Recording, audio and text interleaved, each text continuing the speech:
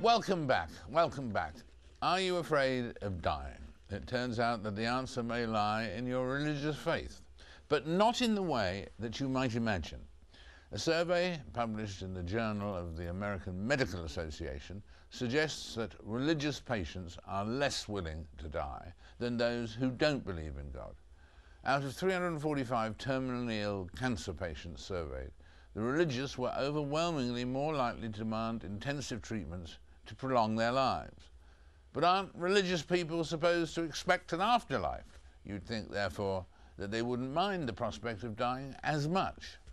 Joining me today, we have a believer and a non-believer. Anglican vicar Peter Owen Jones studied 80 different religions for a recent television programme, presumably not the X Factor. And Clare Rayner is the Vice President of the British Humanist Society. Clare, let's start with you. Why would this survey come up with the finding that people who believe in God and presumably believe in an afterlife are more loath to go on their way? I'm so unsurprised. It's exactly the result I would have expected. Really? Absolutely. If you have been inculcated with the idea that there is an afterlife, and not just a jolly afterlife for everybody, in which you can live the sort of life you lived on earth and you can be happy, but one in which you are carefully selected. You know, what is it? I'm making a note, who's naughty, who's nice.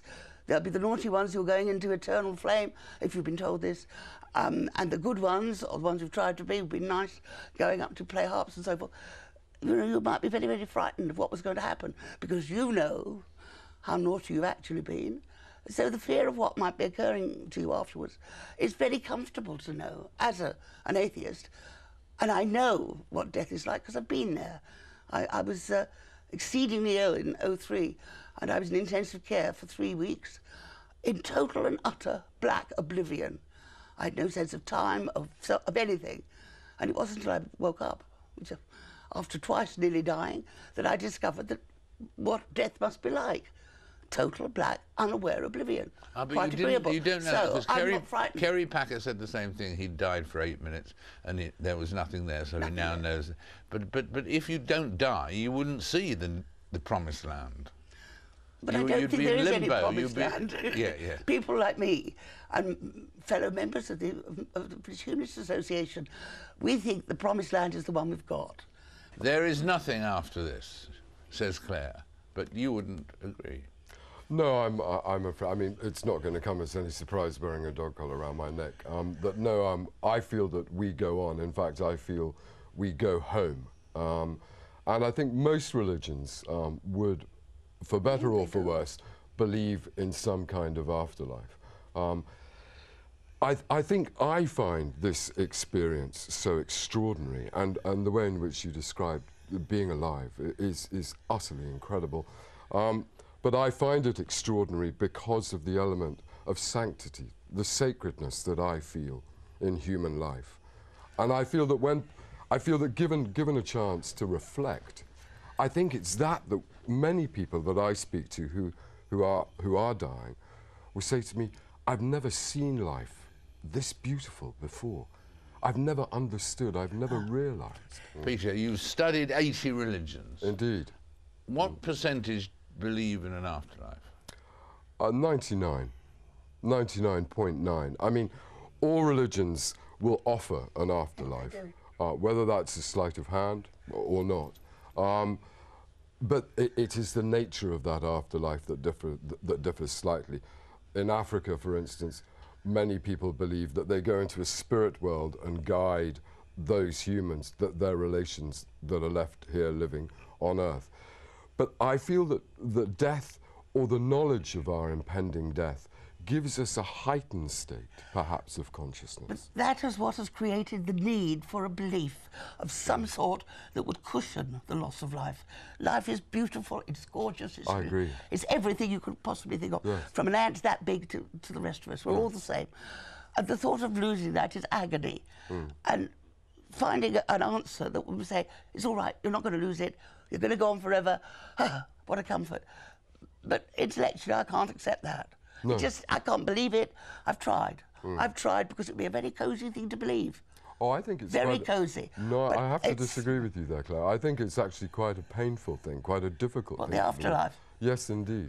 Because one of the things I want to ask you was, in the terms of the thing when we were ruminating on why this finding should be there, albeit it's only 345 people, but in that sense, do you think, when you say it's demanding, do you think that Christians do fear something about the afterlife? Maybe that, as Claire was saying, that they haven't performed as well as they might have done? Yes, I mean, I think for all people that believe in an afterlife, I think death is... Guilt. Death, yes, comes with a great deal of guilt. But that's not, that's not the reason why I think people cling to life, because they think, oh, I must rid myself of this wrong that I have committed. I think people cling to life because they begin to understand the spiritual nature of their own being. I see religion as something that mankind invented. He sat there in the shade of the blackness of the world with no artificial light. He might have had a little fire. And there were the stars. And there was that amazing thing, the sun that came out. Something, it was terrified. No. So he started by worshipping the sun. Quite logical, actually. It is the source of life. Or the moon. Or the moon. Well, some of the women fancied the moon, but the men went for the sun in a big way, especially the Egyptians, didn't they? They did. But whatever it was, whoever invented religion suddenly realised he was onto a very good thing, because as a political construct, it is brilliant. I think we're talking about the same thing here. I think mankind, womankind, we looked up, we saw the stars, we saw we saw what was around us, and we were in a state of wonder. Yes, and fear. I'm not sure that we were in a state of fear. Well, I don't know, I stood on the edge of the Grand Canyon on a visit there. Looking down was, because of that incredible human desire to fly into it. But that's Have you done that, that's David? a fear of heights. No, It's an extraordinary feeling. And it was evening, and watching the stars come bobbing up, because there's very little light on the land around there to spoil it, does leave you thinking, ye heavens, how come I don't fall off, Yeah. There's a lot of wonder. Yeah. I don't need a God in my universe to enjoy wonder and awe, or to admire great human constructs like Chartres Cathedral. Yeah. All right, so she doesn't need a God for that, and proudly is a humanist and so on. Yes. Does she have any hope of getting into heaven, if there is one? Of course. Of course, but I mean, I feel within a situation like this, I don't know that there's an afterlife. This is something that I feel. This is something intuitively that I garner from my experience of life. And rather than wishing an afterlife on you, I hope, it is my sincere hope for all of us, that this is a process of learning. No, I don't. Oh, good. No, that's one thing humanists never do. We're happy when people come to join us, but we don't go out and drag them in. And that's the other thing that is really different about religion and humanism. All right, well, thank you both very much indeed. That was really riveting. Thank you. We could talk forever, couldn't we? Yeah, absolutely.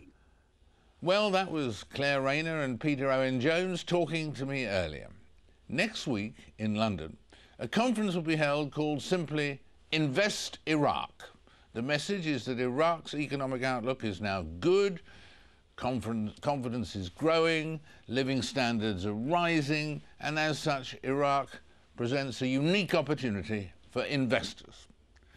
But will the money men listen? Will they see it that way? With me is Emily Walker. She's a corporate banker in high-risk emerging markets. And she spent the past 2 months in northern Iraq looking at investment opportunities. Emily, welcome. Thank you. Thank you for having me. And it's very good to have you here. We were listing there the optimistic things people were saying about Iraq. Are they true? I think they are too. I think Iraq is really at a precipice right now, and people don't really recognize it. And that's kind of why I'm here today.